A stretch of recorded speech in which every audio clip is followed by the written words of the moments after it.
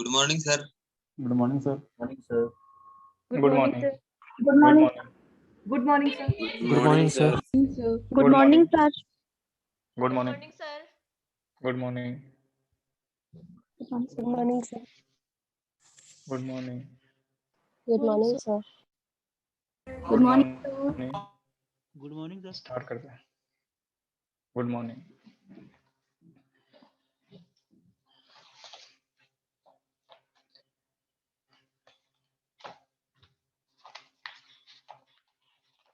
Page number 56,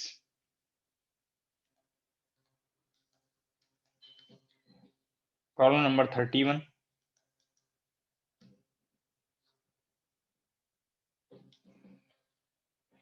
A hydrogen atom is in an orbital angular momentum state L m is equal to L if L lies on a cone which makes a half angle 30 degree with respect to z axis. L और m का आपको value given है। अगर आप एक L की किसी particular value के लिए ml की किसी पर्टिकुलर वैल्यू के लिए कॉन ड्रॉ करें एंगुलर मोमेंटम के कॉरस्पॉन्डिंग, तो ये हाफ एंगल दिया हुआ है और ये हाफ एंगल आप जेड एक्सिस से जो एंगल लेते हैं एंगुलर मोमेंटम वेक्टर का वो थीटा लेते हैं। तो ये आपको यहाँ पे 30 डिग्री दिया हुआ है। आप cos थीटा एक्सप्रेशन यूज करेंगे, that is ml divided by square root LL plus 1 और ml वैल्यू यहाँ पे दिया है L और ये cos 30 डिग्री थीटा आपको 30 डिग्री दिया है प्रॉब्लम में, L by square root LL plus 1। cos 30 की वैल्यू प्लेस करेंगे, स्क्वायर करेंगे तो cos 30 इज रूट 3/2, स्क्वायर किया तो 3/4, L square by L plus 1।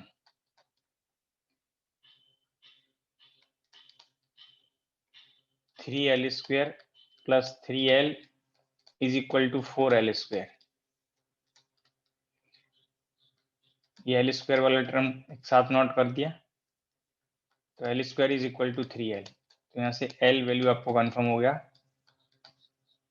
3।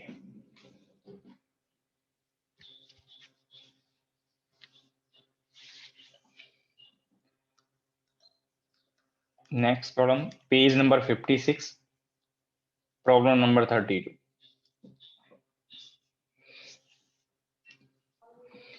An electron in hydrogen atom is in the state n is equal to 3, L equal to 2 and m equals to -2।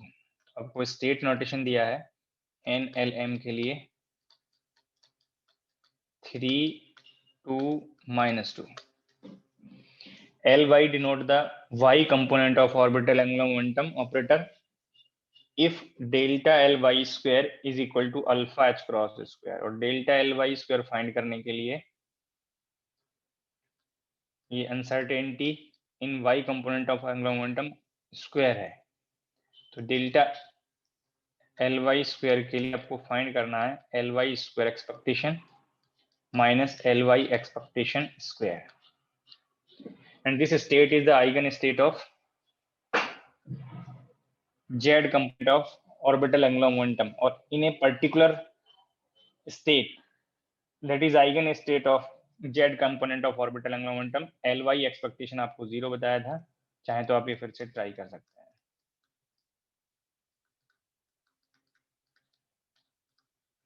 हैं। Ly को L plus L minus place करिए, L plus L minus के terms में,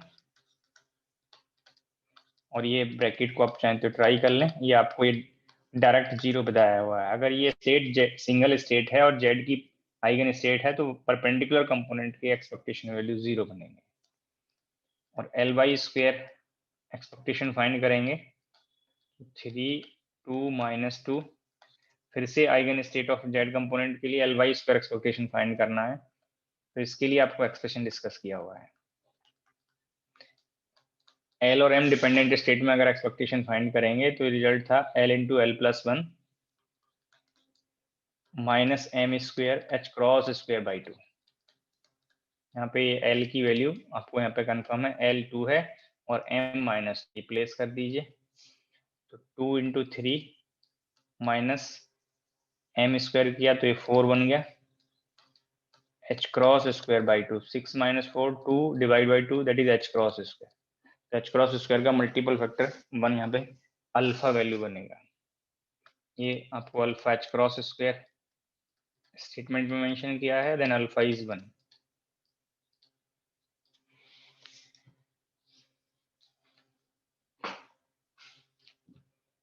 next problem, page number 58,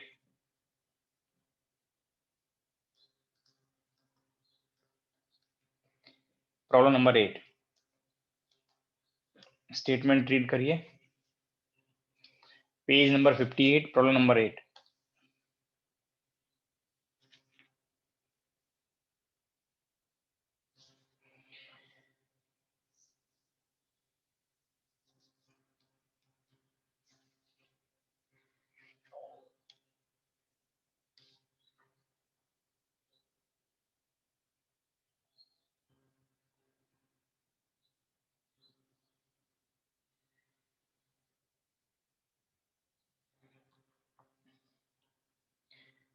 Consider the normalized wave function phi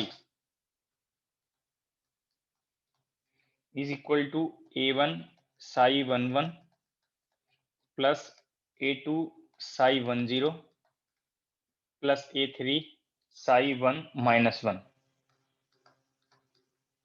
where psi lm is a simultaneous normalized eigenfunction of angular momentum operator L square and Lz with eigenvalues L, L plus 1 h cross square and m h cross respectively। तो ये जो function notation है 2 quantum number notation में, ये cat of LM के equivalent है। ये L square Lz का साइमल्टेनियस आइगन स्टेट है इन डिजिटल टर्म।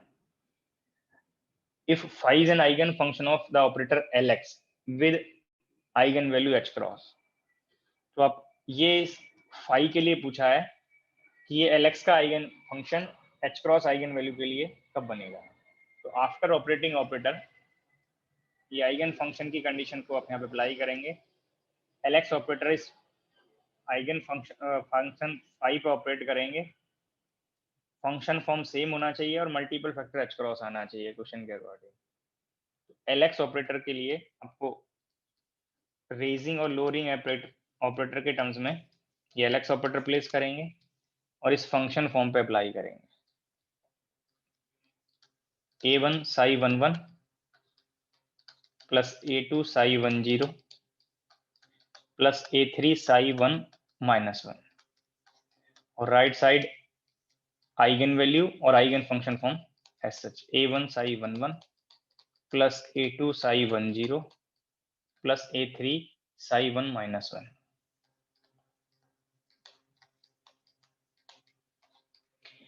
अब यहाँ पे 1/2 फैक्टर एज सच, ये L प्लस को साई 1 पे ऑपरेट करें। तो एक पॉइंट आपको डायरेक्ट भी नोट कराया था, अगर आप L प्लस को M की मैक्सिमम वैल्यू के लिए अगर आप ऑपरेट करेंगे तो ये 0 बनेगा।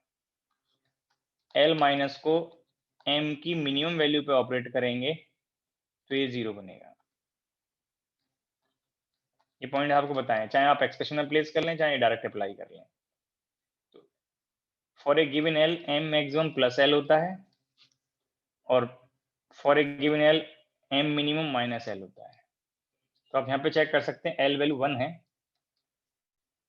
और M वैल्यू +1 होने का मतलब M मैक्सिमम है। तो यहाँ पे L प्लस को अगर आप ऑपरेट करेंगे साई 1 पे तो 0 बनेगा, चाहे वो आप एक्सप्रेशन में प्लेस कर लीजिए square root L minus M, तो ये दोनों वैल्यू सेम होने से L माइनस M कंडीशन 0 हो जाएगा।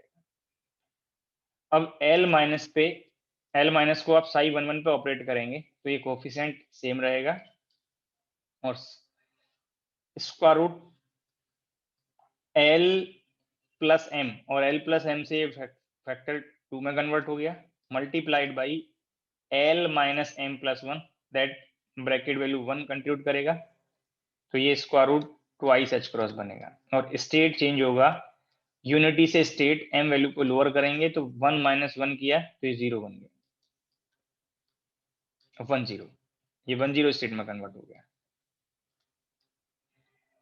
अब 10 पे बोथ टर्म कंट्रीब्यूट करेंगे, L प्लस बी और L माइनस बी। तो L प्लस के कॉरस्पॉन्डिंग कंट्रीब्यूशन √2 H क्रॉस बनेगा,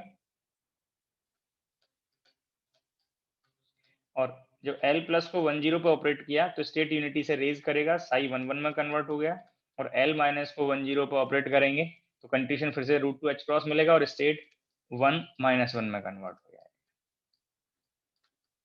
अब साई 1 - 1 पे आप रेजिंग ऑपरेटर ऑपरेट करेंगे तो रिजल्ट √2 H क्रॉस बनेगा और स्टेट यूनिटी से रेज करेगा तो 10 में कन्वर्ट हो जाएगा। बट इस साई 1 - 1 पे अगर आप L माइनस ऑपरेट करेंगे तो L प्लस M होता है, और 1 - 1 से ये कंडीशन एक्सक्लूड हो गया, 0 बन गया। राइट साइड में ऑल टर्म सेम रहेंगे, A1 Sai 11 plus A2 Sai 10 plus A3 Sai 1 - 1। अब बोथ साइड से जो ये स्टेट नोटेशंस हैं इनके कोफिशिएंट मैच करने चाहिए, तभी बोथ साइड ही इक्वल होंगी। तो यहाँ पे आप पहले बोथ साइड से साई 11 का कोफिशिएंट कंपेयर करें तो ये √2 H क्रॉस और इधर H क्रॉस है, ये टर्म कैंसिल आउट हो गया। तो साई 11 का कोफिशिएंट यहाँ पे बोथ साइड से जब कंपेयर करेंगे तो A2 बाई √2, राइट साइड में ये A1 है।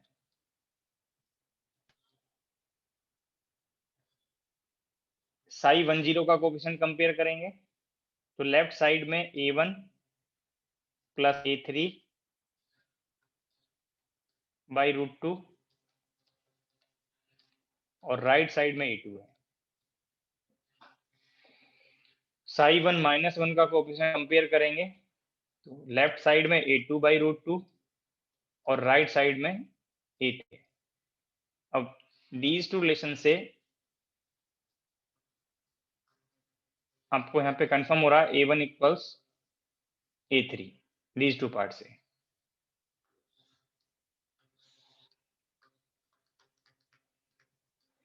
और A1 इक्वल्स A3 आप इस रिलेशन में प्लेस करेंगे, A1 को A1 रखा, A3 को फिर से A1 कर दिया, तो यहाँ से आपको ये कंफर्म हो गया A2 is equal to √2 A1। अब ये कंडीशंस के कोर्स आप नॉर्मलाइज्ड वर्ड यूज किया था, तो नॉर्मलाइज होने से A1 mod square plus A2 mod square plus A3 mod square ये यूनिटी होना चाहिए। अब ये रिलेशंस यहाँ पे प्लेस कर लीजिए, A1 को A1 रखिए, A2 को √2 A1 प्लेस कर दीजिए,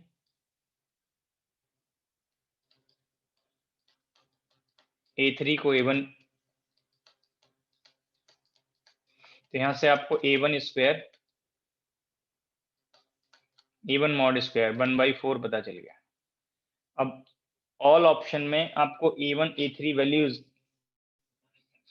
के कॉरेस्पॉन्डिंग वैल्यू दी हैं और A2 के कॉरेस्पॉन्डिंग, तो यहाँ से आप चेक कर सकते हैं, अगर A1 यहाँ से पॉजिटिव ले रहे हैं दैट इज 1/2 तो A3 भी 1/2 बनेगा। और इस पार्ट में जब आपने प्लेस किया तो साइन दोनों का सेम है, और ये A2 value √2 A1 it means 1/√2 बनेगा।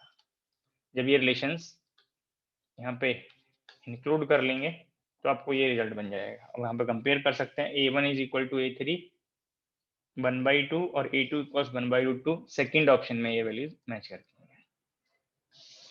तो आइगन फंक्शन का कंसेप्ट यहाँ पे अप्लाई करना था, और आइगन फंक्शन के लिए ऑपरेटर को गिवन फंक्शन पर ऑपरेट करेंगे तो after operating operator function form same होना चाहिए और मल्टीपल फैक्टर कांस्टेंट होना चाहिए। वो पॉइंट मैंने अप्लाई किए हैं, कोफिशिएंट्स बोथ साइड से इक्वेट किए, और ऑप्शन में फाइंड करने के लिए, ऑप्शन में मैच कराने के लिए स्टेट यहाँ पे नॉर्मलाइजेशन कंडीशन वर्ड यूज दिया था, तो नॉर्मलाइजेशन कंडीशन को अप्लाई किया, ये रिलेशंस वहाँ पे चेक कर लिए। Next problem. सर ये कोफिशिएंट्स वाला समझा दो। हाँ जी, L प्लस को जब आपने साई 11 पे किया तो ये A1 √2 कैसे आ गया? एंग्लो मोमेंटम का शायद थर्ड लेक्चर है, थर्ड डे है, जब तक आप ये जो रिजल्ट यहाँ पे अप्लाई हो रहे हैं, इंपॉर्टेंट रिजल्ट्स हैं, उनको आप मेमोराइज नहीं करेंगे या हैबिट में नहीं लाएंगे, और मैं एक्सप्रेशन बोल भी रहा हूँ, लास्ट लेक्चर में भी जितने मैं आपको L प्लस ऑपरेट कराया होगा, ये एक्शन इक्वेशन को मैंने यूज किया है।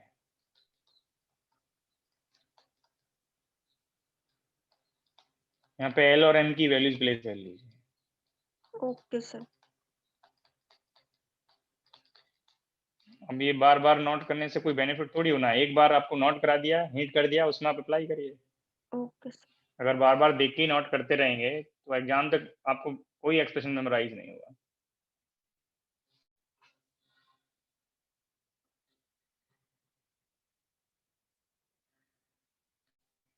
नेक्स्ट प्रॉब्लम, पेज नंबर 58 और नंबर 7, स्टेटमेंट रीड करिए और ट्राई करिए। Page number 58, problem number 7।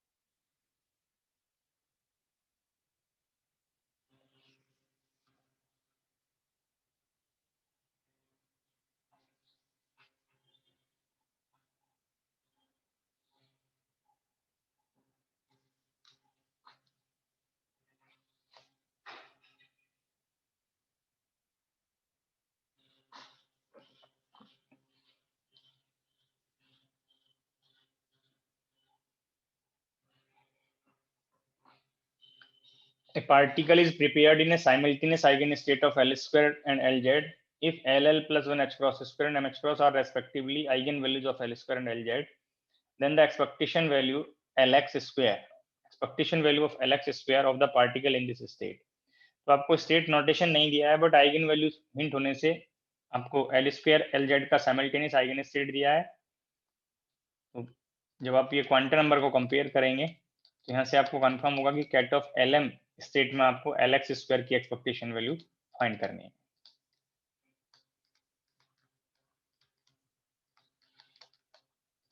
L square Lz की आइगन वैल्यूज दी हुई थी, इससे आपको ये कंफर्म हो गया कि कैट ऑफ LM स्टेट है।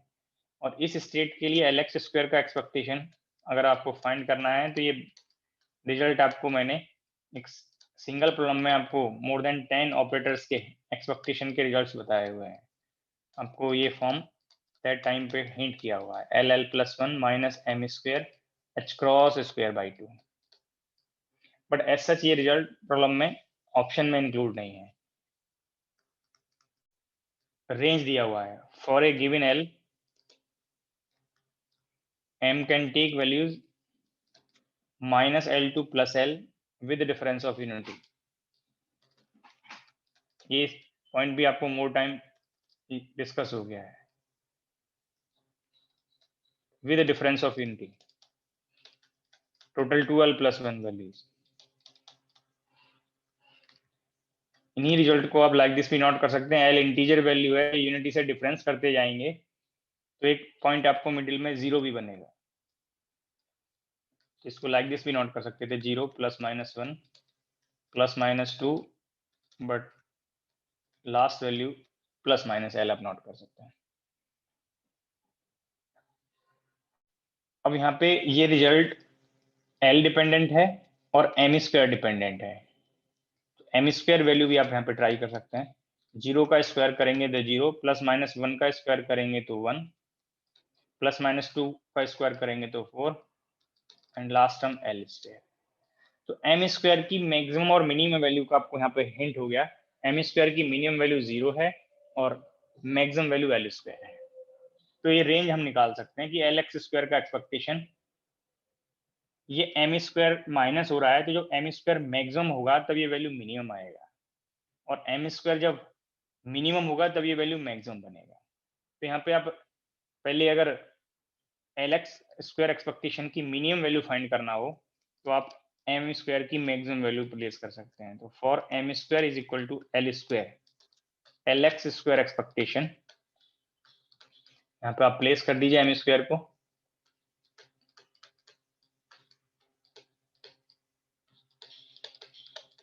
L square term cancel out हो गया, H cross square by 2 value बना। एम स्क्वायर की मिनिमम वैल्यू के लिए L X square expectation maximum बनेगा। ये एम स्क्वायर को 0 करेंगे तब result L into L plus 1 H cross square by 2 बनेगा।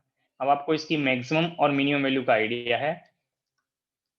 एल एक्स स्क्वायर की कोई भी एक्सपेक्टेशन वैल्यू का रिजल्ट अगर फाइंड करेंगे, एम स्क्वायर की दीज टू वैल्यू के अलावा कोई वैल्यू अगर प्लेस करेंगे तो वैल्यू इन्हीं वैल्यूज के इंटरमीडिएट में लाई करेगा। तो मिनिमम वैल्यू था L H cross square by 2 और मैक्सिमम वैल्यू है L into L plus 1 H cross square by 2। तो ये रेंज आप ऑप्शन में सेलेक्ट कर सकते हैं। तो डी ऑप्शन करेक्ट बन गया।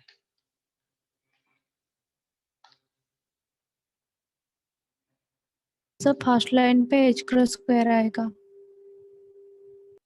हाँ जी, सर फर्स्ट लाइन पे एच कहाँ क्रॉस पे? स्क्वायर आएगा, एल स्क्वायर का हाँ जी, एच क्रॉस स्क्वायर यहाँ पे छूटा है। Yes sir.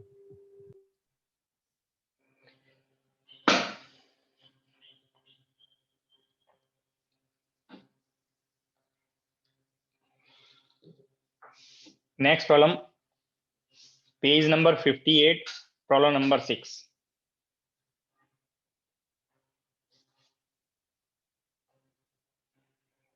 Page number 58, problem number 6।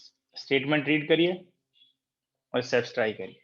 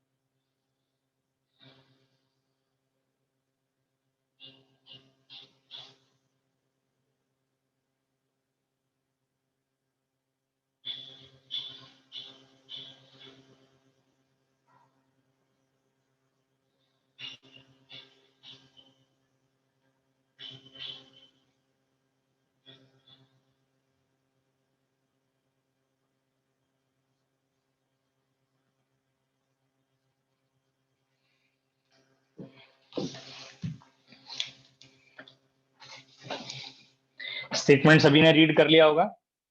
अच्छा, कोई candidate probability into eigen value sum over all states apply नहीं कर रहा है एलेक्स के एक्सपेक्टेशन के लिए? No sir. आपने मोस्टली प्रॉब्लम में एक्सपेक्टेशन फाइंड करने के लिए यही स्टेप यूज किया, बट ये स्टेप कब एप्लीकेबल है ये आपको मैंने ऑल टाइम एक्सप्लेन किया है।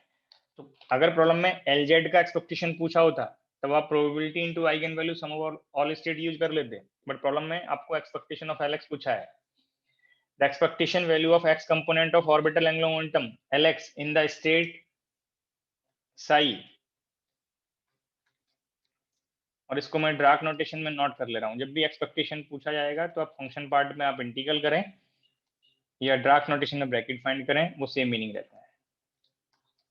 तो 3 psi 2 1 -1, और -1 के लिए मैंने पहले अभी आपको हिंट किया कि ये बार से रिप्रेजेंट कर देता है। Square root 5 psi 210 minus square root 11 psi 2 1 plus 1। ये आपको जो फंक्शन पार्ट में स्टेट था, आप इसको चाहें तो ड्राक नोटेशन में लाइक दिस रिप्रेजेंट कर सकते हैं। तो 2 1 -1 2 1 0 2 1 प्लस 1। ये ड्राफ्ट नोटेशन में मैंने स्टेट नोट कर दिया। वेयर साई NLM और ket of NLM are the eigen function in usual notation. तो यहाँ पे जो फर्स्ट क्वांटम नंबर है वो प्रिंसिपल क्वांटम नंबर है, सेकंड ऑर्बिटल क्वांटम नंबर है और थर्ड मैग्नेटिक क्वांटम नंबर है। इसका ब्रावेक्टर आप फाइंड कर सकते हैं 1/5 3 bra vector of 2 1 -1 plus square root 5 2 1 0 minus square root 11 2 1 plus 1। ये आपको ब्रावेक्टर फाइंड हो गया। अब LX एक्सपेक्टेशन फाइंड करने के लिए आपको ये ब्रैकेट फाइंड करना है। ये स्टेट को भी चेक कर लें नॉर्मलाइज है कि नहीं। अगर नॉर्मलाइज नहीं होगी तो डिनोमिनेटर में ब्रैकेट भी आप इंक्लूड करेंगे। तो bra vector of psi LX psi divided by psi psi bracket, ये आप एक्सपेक्टेशन के लिए यूज करते हैं जब कोई शॉर्ट मेथड अप्लाइज नहीं होता है। अब यहाँ पे चेक कर सकते हैं कोफिशिएंट्स के मॉड स्क्वायर का सम चेक कर लीजिए। फर्स्ट कोफिशिएंट के मॉड स्क्वायर का सम न्यूमरेटर पार्ट 9 + 5 + 11 और ये 25 बन गया और डिवाइड में 25 5 स्क्वायर से बनेगा, फिर डिनोमिनेटर ब्रैकेट 1 हो गया। अब ये पार्ट सॉल्व करने के लिए आपको ये LX operated over ket of psi simplify करना है। फिर यहाँ से ब्रावेक्टर से ब्रैकेट फाइंड करेंगे। तो LX operated over ket of psi, ये टर्म फाइंड करने के लिए आपको LX को L प्लस और L माइनस ऑपरेटर फॉर्म में रिप्लेस करना है। L plus plus L minus by 2 operated over ket of psi 3 2 1 -1 plus square root 5 2 1 0 minus square root 11 2 1 + 1। ये कोफिशिएंट मल्टीप्लाई किए तो 1/10 हो गया। अब L प्लस को इस स्टेट पर ऑपरेट करेंगे। अभी लास्ट इस स्लाइड में ये एक्शंस मैंने यहाँ पे रिप्लेस किए हैं, इनको आप अप्लाई करेंगे। तो L प्लस को यहाँ पे अप्लाई किया तो square root L minus M और M वैल्यू -1 है, तो ये 1 माइनस 1 तो √2 बन गया ये पार्ट। और जो सेकंड ब्रैकेट है वो 1 कंट्रीब्यूट करेगा। 1 -1 + 1 तो वहां से 1 कंट्रीब्यूशन मिलेगा √2 H क्रॉस। L प्लस को जब आप 3 क्वांटम नंबर नोटेशन के कैट वेक्टर पर ऑपरेट करेंगे तो फर्स्ट क्वांटम नंबर और सेकंड क्वांटम नंबर अनचेंज रहेंगे। ओनली थर्ड क्वांटम नंबर में L प्लस से यूनिटी रेज किया तो ये 0 बन गया। अगर आप L माइनस को यहाँ पे ऑपरेट करें तो चाहे एक्सप्रेशन पे चले जाएं या आपको एक शॉर्ट वे बताया कि for a given L M की ये मिनिमम वैल्यू है और मिनिमम वैल्यू पे अगर आप लोअरिंग ऑपरेटर ऑपरेट करेंगे तो कंट्रीशन 0 बनेगा। तो फर्स्ट कैट नोटेशन पे बोथ ऑपरेटर ऑपरेट हो गए। अब इस सेकंड स्टेट पे जब ऑपरेट करेंगे तो √5 एज सच। अब L प्लस को ऑपरेट किया तो 1 - 0 मल्टीप्लाइड बाई 1 + 0 + 1 तो फिर से ये स्क्वायर रूट के इनसाइड वाला जो कंट्रीब्यूशन है वो 2 कंट्रीब्यूट करेगा तो टोटल वैल्यू √2 H क्रॉस। और L प्लस को इस पार्ट पे ऑपरेट किया तो स्टेट यूनिटी से रेज करेगा तो ये 2 1 + 1 में कन्वर्ट हो गया। बट सेम स्टेट पे जब आप L माइनस ऑपरेट करेंगे तो कंट्रीब्यूशन फिर से ये √2 H क्रॉस बनेगा, जो मैंने आउटर में कॉमन ले लिया, बट स्टेट अब की बार 2 1 -1 में कन्वर्ट होता है। तो सेकेंड टर्म पे भी बोथ ऑपरेटर ऑपरेट हो गए। अब थर्ड टर्म पे ऑपरेट करना है square root 11 as such. L plus जब इस स्टेट पे ऑपरेट करेंगे तो कंट्रीब्यूशन 0 बन जाएगा। ये M मैक्सिमम है यहाँ पे फॉर ए गिवन L। जब आप L माइनस इस स्टेट पे ऑपरेट करेंगे तो फिर से कंट्रीब्यूशन एक्सप्रेशन में प्लेस कर लीजिए L + M multiplied by L - M + 1 square root H cross तो ये √2 H क्रॉस बनेगा। और स्टेट यहाँ पे यूनिटी से लोअर होगा तो 2 1 0 में कन्वर्ट हो गया। अब यहाँ पे √2 H क्रॉस चाहे तो आप कॉमन ले सकते हैं, ऑल टर्म में प्रेजेंट है। और सेम स्टेट नोटेशन वाले टर्म एक साथ नोट कर लें। तो ये 3 और यहाँ पे माइनस स्क्वायर रूट 11, ये 210 के लिए है, प्लस स्क्वायर रूट 5 211 के लिए, और स्क्वायर रूट 5 21 माइनस 1 के लिए। अब आपको LX एक्सपेक्टेशन फाइंड करने के लिए ब्रैकेट फाइंड करना है, bracket of psi LX ket of psi. तो LX कैट ऑफ साई आपको फाइंड हो गया। ब्रैकेट ऑफ साई आपने कैट वेक्टर से फाइंड किया हुआ है, 1/5 3 2 1 minus 1 plus square root 5 210 minus square root 11 21 plus 1, ये ब्रैकेट ऑफ साई है। और यहाँ पे LX कैट ऑफ साई का रिजल्ट प्लेस करेंगे, 3 minus square root 11 210 plus square root 5 211 plus square root 5 21 minus 1, ये कोफिशिएंट मल्टीप्लाई कर दिए, तो ये √2 h क्रॉस बाई 50। अब ये 21 माइनस 1 ब्रैकेट, जब 210 और 211 के साथ एडजस्ट करेंगे तो ऑर्थोगोनलिटी कंडीशन बनेगा और 0 बन जाएंगे।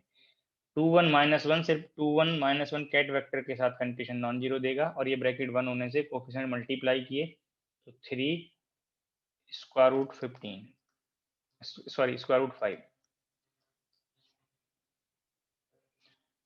अब ये 210 को 210 के साथ प्रोडक्ट करेंगे, 210 के साथ ब्रैकेट नॉन जीरो बनेगा, बाकी रिमेनिंग टर्म्स के साथ ब्रैकेट 0 हो जाएगा। तो ये √5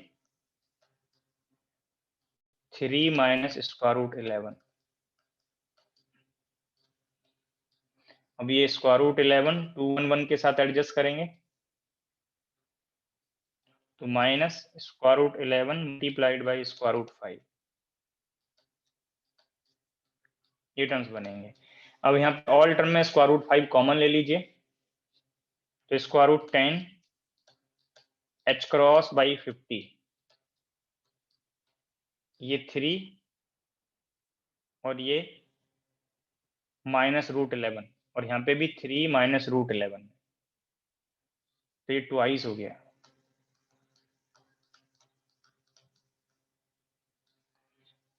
अब यहाँ से ये 2 से ये 50 एडजस्ट हो जाएगा, बट ऑप्शन में स्क्वायर रूट वाला टर्म पहले लिखा है तो यहाँ से माइनस कॉमन ले लीजिए, माइनस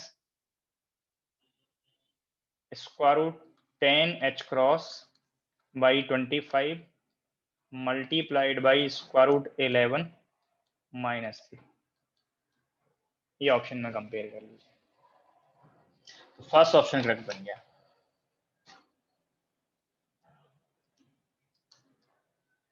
एक्सपेक्टेशन वैल्यू के रिजल्ट में मोर स्टेप्स फॉलो करने पड़ेंगे। अगर जो कंडीशनल रिजल्ट हैं, expectation value equals eigen value या expectation value equals sum over all states probability into eigen value, अगर वो एप्लीकेबल नहीं है तो ब्रैकेट जब फाइंड करना पड़ेगा तो आपको मोर स्टेप्स फॉलो करने पड़ेंगे।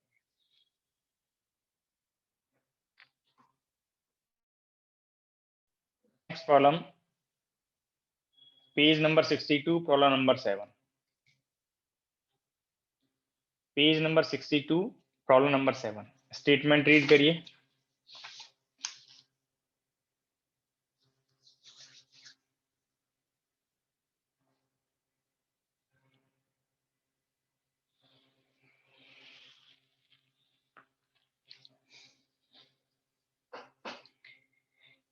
Consider an eigenstate of L square and Lz operator denoted by cat of Lm.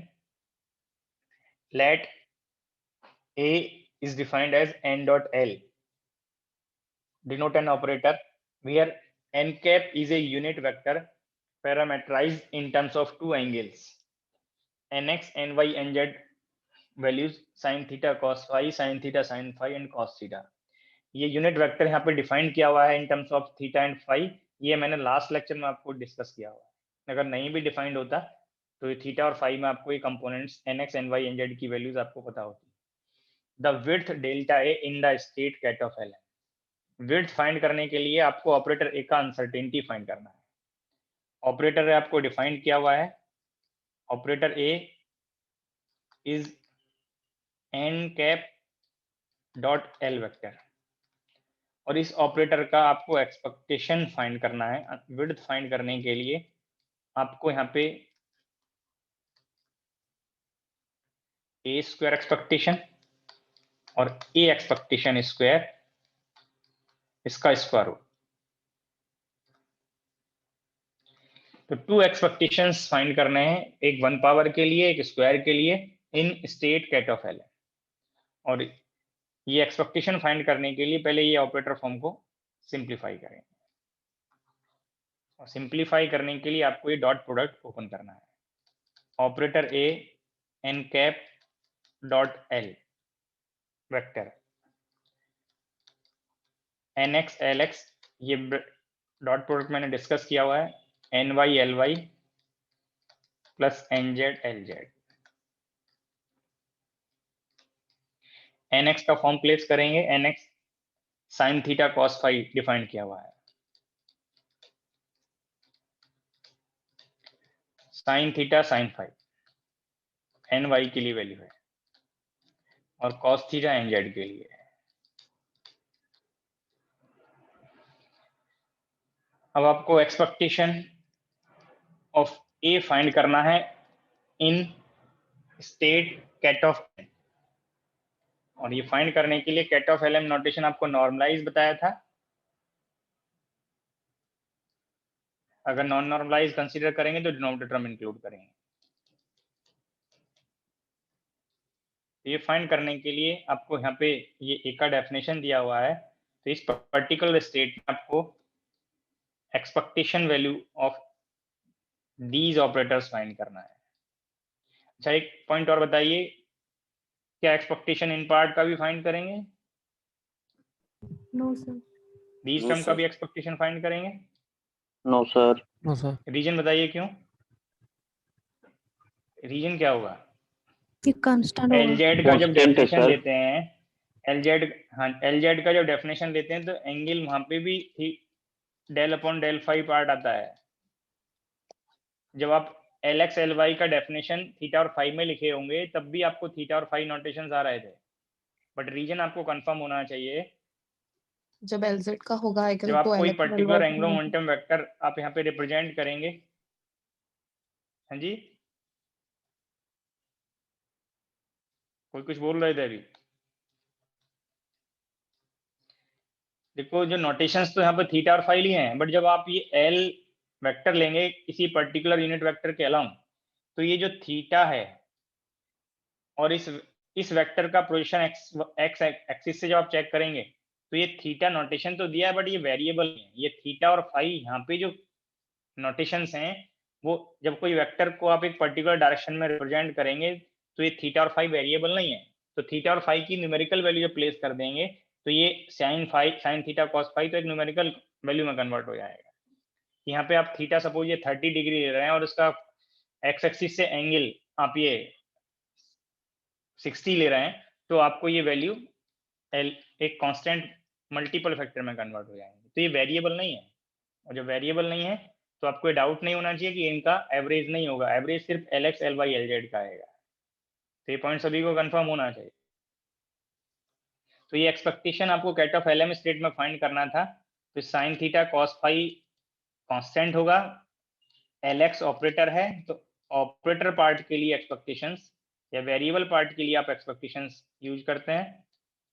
तो एक्सपेक्टेशन नोटेशन सिर्फ कंपोनेंट ऑफ एंगुलर मोमेंटम पे आएगा, 1 पावर ऑफ ए के एक्सपेक्टेशन के लिए. और ये expectation ket of LM state के लिए पहले डिस्कस किए हुए हैं. मैंने हिंट भी किया था कि एसएच प्रॉब्लम के पार्ट बनेंगे या आपको कहीं इंटरमीडिएट पार्ट बनेंगे. तो LX expectation ket of LM में 0 बताया हुआ है, LY एक्सपेक्टेशन भी 0 बताया हुआ है, और LZ एक्सपेक्टेशन आपको MH क्रॉस बताया है।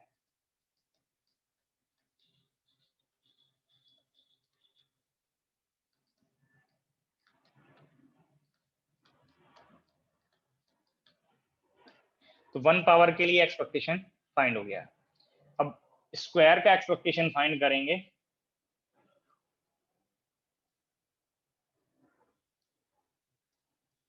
तो बहुत जल्दी से ये टर्म का स्क्वायर कर लीजिए, अपने नोटबुक में नोट कर लीजिए स्क्वायर करके।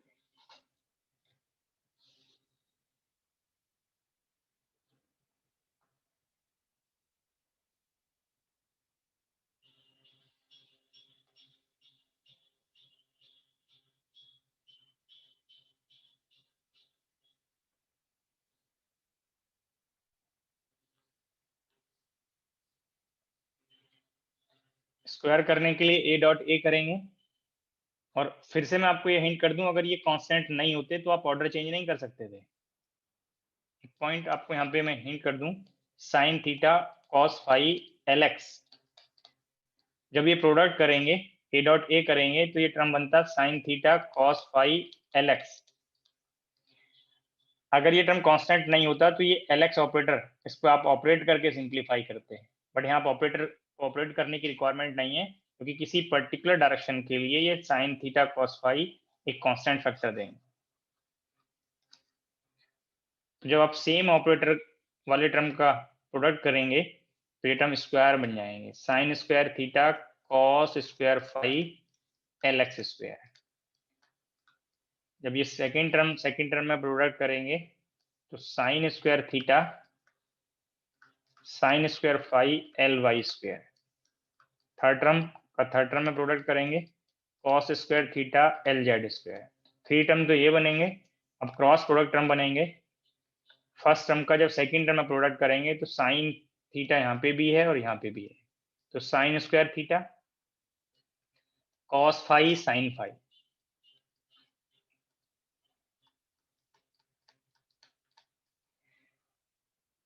LX LY जब फर्स्ट टर्म को सेकंड टर्म में प्रोडक्ट करेंगे, और जब आप सेकंड टर्म को फर्स्ट टर्म में प्रोडक्ट करेंगे तो लेफ्ट में LY होगा और राइट में LX होगा, और ये ऑपरेटर नॉन कम्यूटेटिंग ऑपरेटर्स हैं, तो यहाँ पे ऑर्डर चेंज करके आप ट्वाइस नहीं कर सकते हैं। जो पहले आप नंबर का स्क्वायर करते आते थे, प्रोडक्ट करते थे, ट्वाइस कर लेते थे, तो यहाँ ट्वाइस नहीं होगा। सभी को कंफर्म है कि LX LY कम्यूट नहीं करते हैं। अब फर्स्ट का थर्ड में प्रोडक्ट करेंगे तो sine theta cos phi LX LZ plus LZ LX।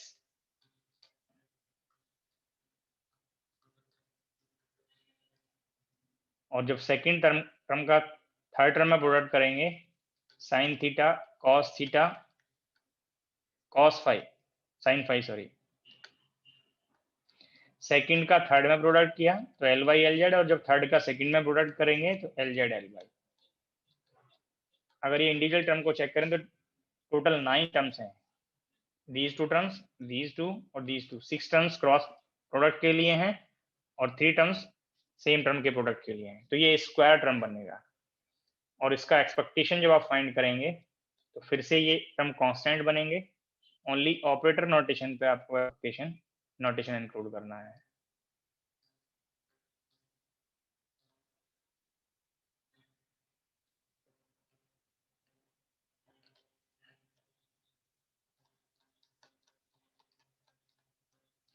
आप अपने नोटबुक में चाहें तो स्क्वायर वाला टर्म सेपरेट कर लें, फिर आप नेक्स्ट स्टेप में आप उसमें एक्सपेक्टेशन का नोटेशन ले सकते हैं। तो ये एक्सपेक्टेशंस फाइंड करने हैं, और ऑल एक्सपेक्टेशंस आपको पहले ket of LM for a particular state for a particular value of L और M आपको नोट कराया हुआ है।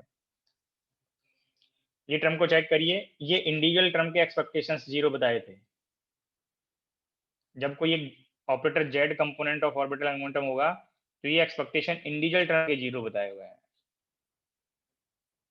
रिकॉल हो रहे होंगे पॉइंट्स। और ये इंडिविजुअल टर्म 0 नहीं है, बट ये कंबाइंड टर्म 0 बताया हुआ है आपको। तो इंटरमीडिएट स्टेप आप लोग मिस्टेक ना करें, करेक्ट स्टेप क्या है वो आपको हिंट कर दिया मैंने।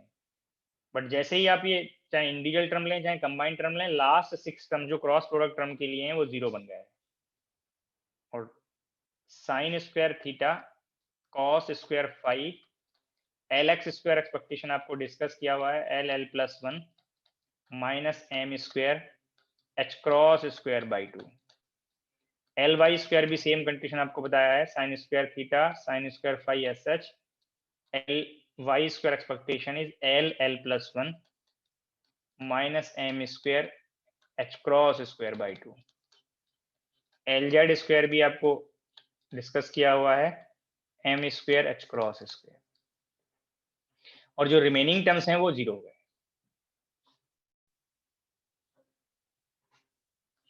अब ये टर्म को कॉमन लेंगे, साइन स्क्वायर थीटा को कॉमन लेंगे तो cos square phi sine square phi बनेगा जो 1 हो गया। Sine square theta L plus 1 minus M square H cross square by 2 plus M square H cross square cos square theta. आपको A square expectation find हो गया। अब इस expression में प्लेस कर दीजिए, दीज टू टर्म्स यहाँ पे प्लेस करेंगे। ए स्क्वायर एक्सपेक्टेशन से ए एक्सपेक्टेशन स्क्वायर जब डिफरेंस करेंगे तो ये cos theta dependent term difference हो गए, ओनली ये टर्म कंट्रीब्यूट करेगा और इसका स्क्वायर रूट लेंगे तो रिजल्ट आपको फाइंड हो जाएगा। तो इस एक्सप्रेशन में प्लेस कर दीजिए दीज वैल्यूज को। Then delta A is square root of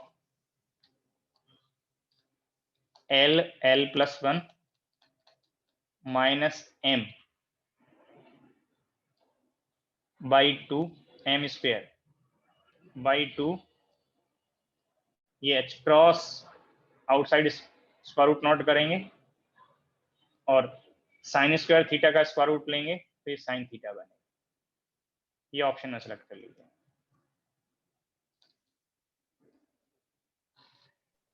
sir एक क्वेश्चन पूछ सकता हूँ?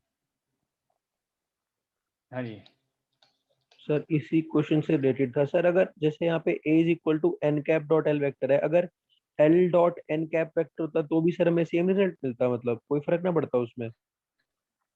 आपको नहीं पता ये बात, अभी ये मोर देन 5 टाइम्स बता दिया। ये टर्म कांस्टेंट है और एनी ऑपरेटर कांस्टेंट से कम्यूट करता है, तो सर फिर एन डॉट कांस्टेंट एल और एल डॉट एन दोनों सेम सर वो वैल्यूज तो आएंगी। सर समझ आ गया सर कि मतलब अगर वो कांस्टेंट सर जैसे अब मतलब आपने सर इसमें जैसे कांस्टेंट हम मान के चल रहे हैं सर, अगर मतलब कांस्टेंट क्वेश्चन में है तो कहीं पे आप ये बताइए, अगर मान नहीं चल आ, पहले जब पूछा करें तो उसके रिप्लाई के लिए वेट करा करिए।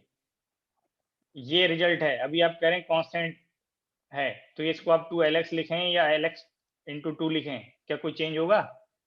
सर ये समझ में आ गया सर, ये कांस्टेंट का सर समझ में नहीं आ रही कि मतलब कांस्टेंट कैसे मान के चल रहे हैं साइन थीटा और उसको सर मतलब। कोई वेक्टर आप ड्रॉ करो, कोई भी वेक्टर अपने नोटबुक में ड्रॉ करो। वेक्टर आपको पता है कि उसकी डायरेक्शन स्पेसिफाई होती है, लेंथ स्पेसिफाई होती है, मैग्नीट्यूड और डायरेक्शन दोनों पता होते हैं वेक्टर के, तभी वेक्टर बनता है। तो आपको नहीं पता होगा कि ये ओरिजिन से जब ये पॉइंट तक का डिस्टेंस कितना है, ये पता होगा, और जेड एक्सिस से कितना एंगल है और एक्स वाई प्लेन से कितना एंगल है। तो ये जब एंगल पता हो गया, कंफर्म हो गया कि फिक्स है, अब ये एल यहाँ पे वेरी थोड़ी कर रहा है। और क्या आपको लास्ट लेक्चर में आप ही ने क्वेश्चन पूछा था, क्या आपको वेक्टर एटॉमिक मॉडल में नहीं बताया था कि थीटा फिक्स है, एल की और एम की पर्टिकुलर वैल्यू है? Okay sir. एल इक्वल्स 1 के लिए 3 एग्जाम्पल भी बताए थे, 45 degree, 90 degree, 145 degree. But 3 values क्यों आई थी एंगल की? क्योंकि एम की वैल्यू 3 थी वहां पे, +1, 0 और -1। बट एम की यहाँ पे एक पर्टिकुलर वैल्यू है, जो एम की एक पर्टिकुलर वैल्यू होगी तो क्या एंगुलर मोमेंटम जेड एक्सिस से एंगल चेंज करेगा? No sir. बोलिए। नो सर नहीं करेगा सर, समझ आ नहीं गया। करेगा ना?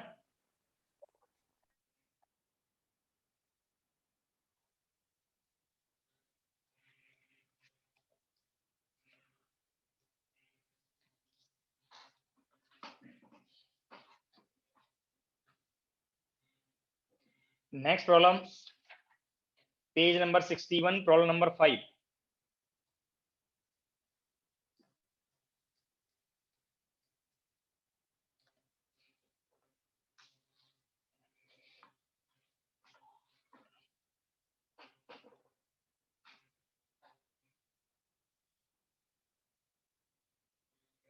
Page number 61, problem number 5।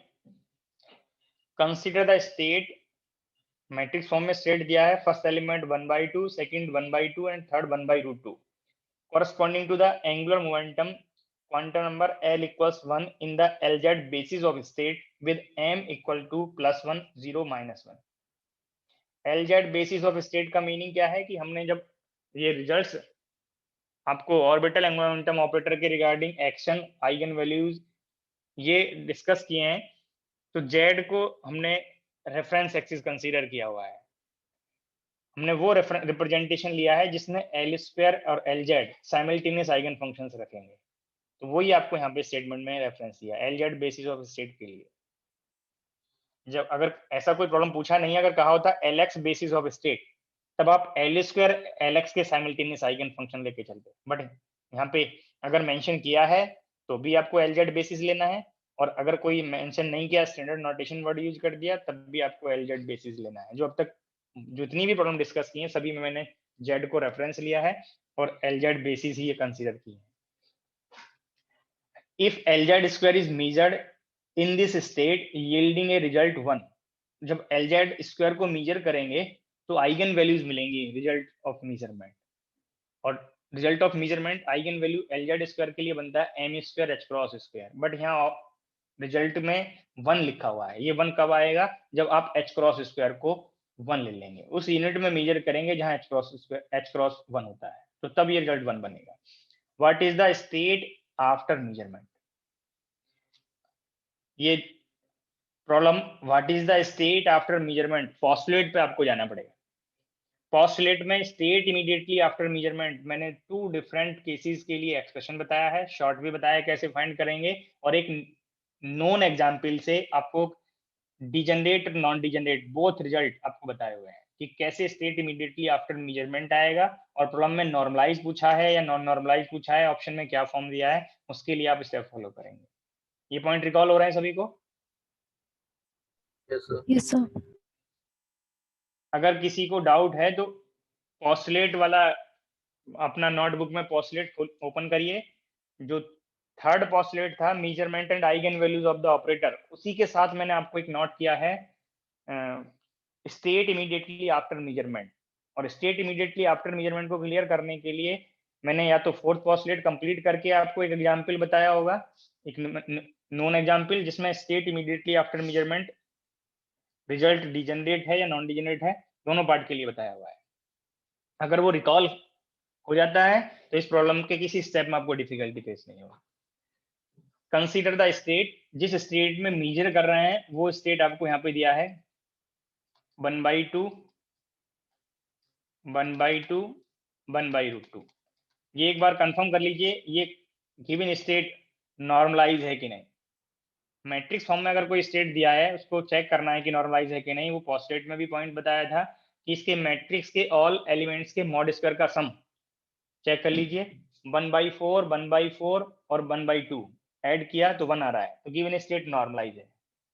अब इस स्टेट में मेजर करना है, और इस स्टेट में मेजर करने के लिए आपको LZ² या LZ के आइगन स्टेट में इसको एक्सपेंड करना होगा, और जब एक्सपेंड करेंगे तो LZ की प्लस आइगन वैल्यू के लिए आइगन फंक्शन आपको बताया था 1, 0, 0। ये नोटेशन आपको बताया हुआ है, L = 1 प्रॉब्लम में मेंशन किया हुआ है, तो 1 + 1, 1 0, 1 - 1 में इसको एक्सपेंड करेंगे।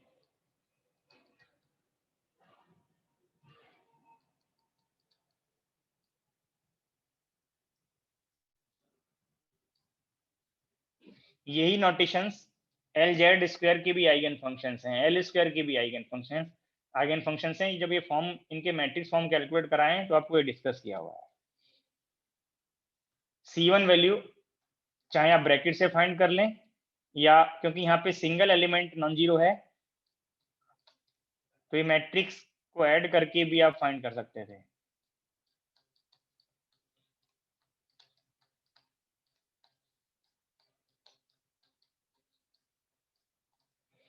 यहाँ से एक सिंगल मैट्रिक्स बन गया, first element C1, second element C2, third element C3। Both side से कॉरस्पॉन्डिंग एलिमेंट को कंपेयर करके आपको ये कंफर्म हो गया कि C1 वैल्यू 1/2 है, C2 वैल्यू 1/2 है और C3 वैल्यू 1/√2 है।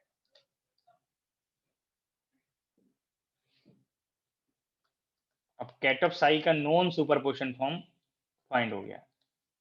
1/2 1 + 1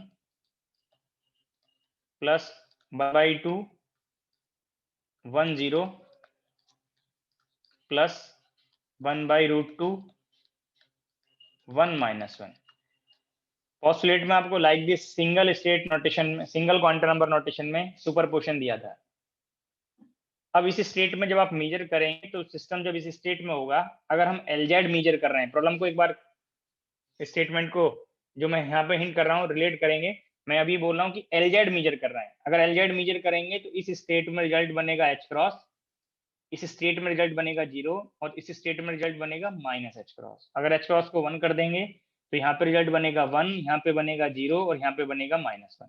बट प्रॉब्लम में LZ मेजर नहीं करा रहे। अगर LZ मेजर कराते तो ये जो स्टेट हैं वो नॉन डिजेनरेट रिजल्ट में कंट्रीब्यूट करती हैं। अब स्टेटमेंट रीड करिए, if LZ square is measured in this state, if LZ square is measured in this state cat of psi, then if system is in state 1 + 1, then result of measurement will be 1. If system is in state 1 0, result of measurement will be 0. And if system is in state 1 - 1, then result of measurement will be +1. क्योंकि LZ square के लिए आपको M square करना है और M +1 और -1 दोनों का स्क्वायर करेंगे तो रिजल्ट 1 बनेगा। इट मींस जो यहाँ पे जिस रिजल्ट के इमीडिएटली आफ्टर मेजरमेंट स्टेट पूछा है वो रिजल्ट नॉन डिजेनरेट नहीं है, डिजेनरेट है, डबली डिजेनरेट है। ये स्टेट और ये स्टेट उस रिजल्ट में कंट्रीब्यूट करती है। तो एक इजी वे बताया था, if LZ square is measured in state cat of psi, then the state immediately after measurement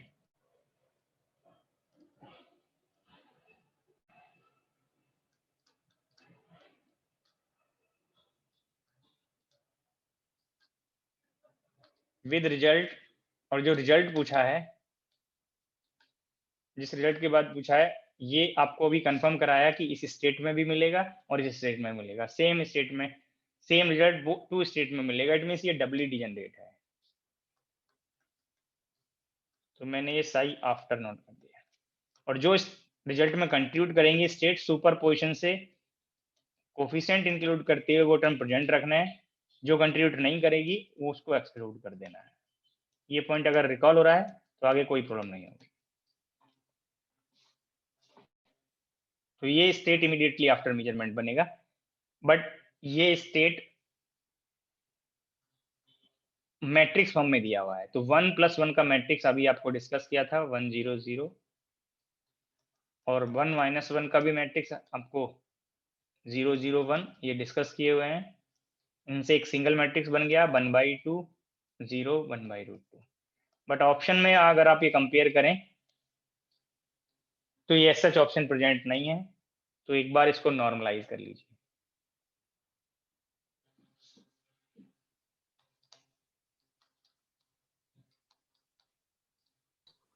sir एक बार बैकस्लैश नॉर्मलाइज स्टेट मैं कंप्लीट कर दूं तब पूछ लेना। The normalize state after measurement,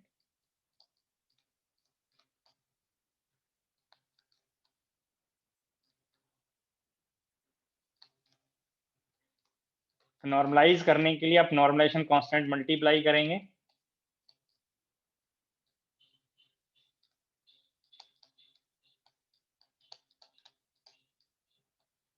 और इस कांस्टेंट की वैल्यू को फाइंड करने के लिए मैंने आपको डिफरेंट वे बताए हैं। ये ब्रैकेट को करके भी फाइंड कर लें या ये ए को डायरेक्ट कैलकुलेट करना बताया है। इसके कोफिशिएंट्स के मॉड स्क्वायर के सम से 1 में डिवाइड करेंगे, स्क्वायर रूट लेंगे।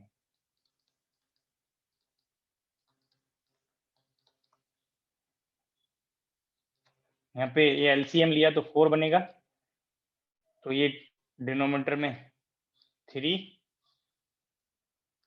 और न्यूमरेटर में 4 का स्क्वायर रूट 2 बन गया। अब यहाँ पे मल्टीप्लाई कर दीजिए, ये 2/√3 मल्टीप्लाई करेंगे तो 1/√3 और √2/3, सेकंड एलिमेंट 0 बन जाएगा।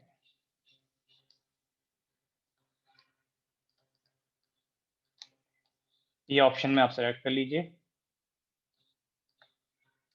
बी ऑप्शन करेक्ट बन गया। जो मैंने स्टेप यहाँ पे फॉलो किए हैं रिकॉल करिए, वो पोस्टुलेट के टाइम पे आपको मैंने स्टेट इमीडिएटली आफ्टर मेजरमेंट के टाइम पे हिंट किया है जनरल पार्ट के लिए, और आपको एक नॉन एग्जाम किया हुआ है।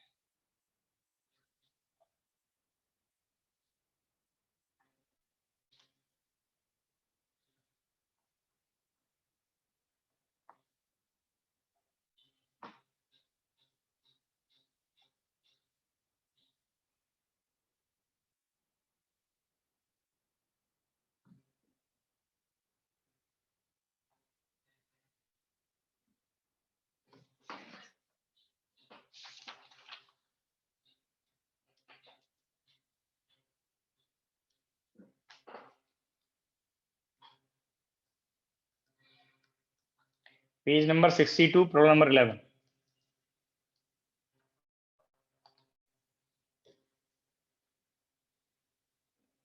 Page number 62, problem number 11।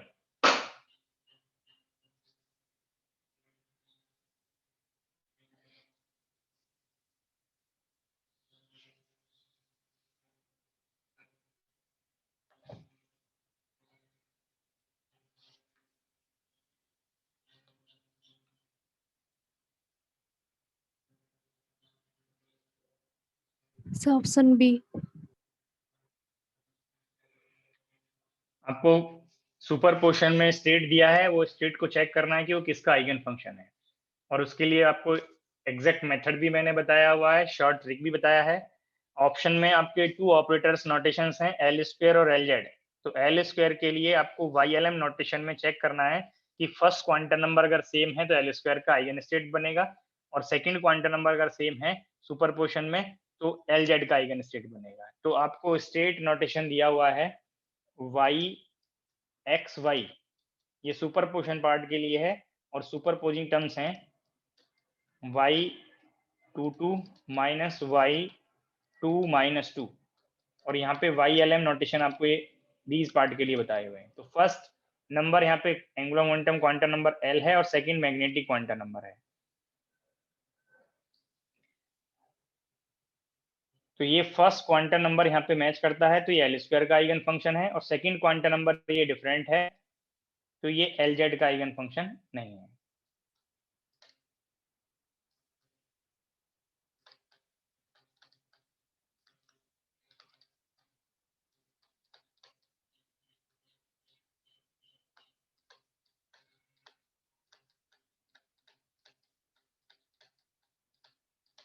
L square का है बट एल जेड का नहीं। ये ऑप्शन में सेलेक्ट कर लीजिए, eigen function of L square but naught L Z, second option correct बन गया।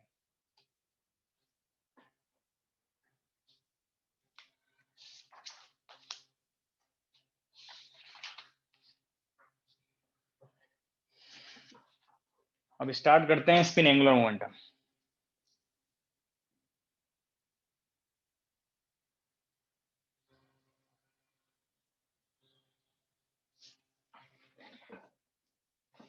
आप एटॉमिक एंड मॉलिक्यूलर फिजिक्स में स्पेक्ट्रोस्कोपी में एक कंसेप्ट और पढ़े होंगे मैग्नेटिक मोमेंट का, ईएमटी में भी पढ़े होंगे मैग्नेटिक मोमेंट का।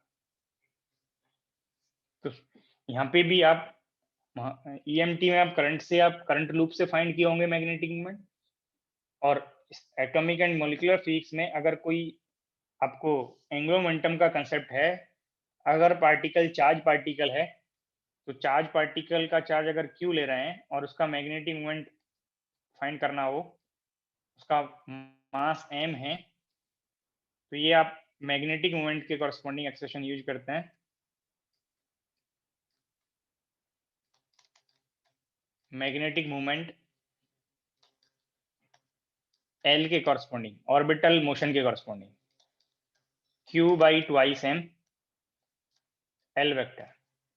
अब अगर charge particle positive charge particle है तो ये फैक्टर पॉजिटिव बनेगा, म्यू एल और एल का डायरेक्शन दोनों का सेम आएगा। और अगर charge particle negative charge particle है, जैसे सपोज Q को मैंने इलेक्ट्रॉन के लिए चार्ज -E होता है, तो ये mu L value -E by twice m L। तो जिस डायरेक्शन में एंगुलर मोमेंटम होगा उसके अपोजिट म्यू एल बनेगा। हो सकता है लास्ट लेक्चर में एक कैंडिडेट डाउट पूछ रहे थे, वो इस कंसेप्ट से कंफ्यूज हो रहे हो। मैंने वहां पे एल के डिफरेंट ओरिएंटेशन शो किए थे, मैंने म्यू एल वहां पे शो नहीं किया। अगर एल इस डायरेक्शन में है तो म्यू एल इससे इलेक्ट्रॉन के लिए 180 डिग्री पे आएगा फॉर इलेक्ट्रॉन। अगर प्रोटॉन के लिए चेक करते तो दोनों सेम डायरेक्शन में आते। प्रोटॉन के लिए एल भी इसी डायरेक्शन में होता, म्यू एल भी इसी डायरेक्शन में आता। दोनों का लेंथ चेंज हो सकता है, सिर्फ डायरेक्शन सेम रहेगा। बट अगर नेगेटिव चार्ज पार्टिकल है तो जिस डायरेक्शन में एल होगा उसके अपोजिट मैग्नेटिक मोमेंट बनेगा।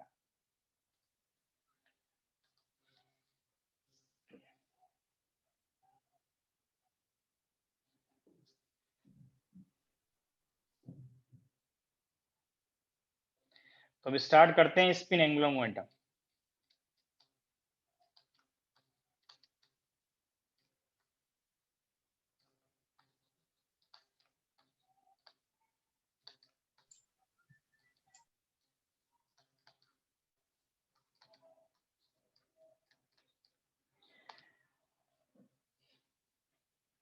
जब भी रोटेशन मोशन होता है तो वहां पे एंगुलर मोमेंटम एसोसिएट होता है।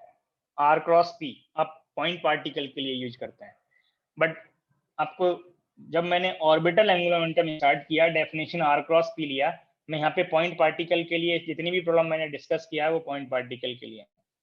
बट यही एंगुलर मोमेंटम का कंसेप्ट आप अदर देन पॉइंट पार्टिकल भी यूज करते हैं।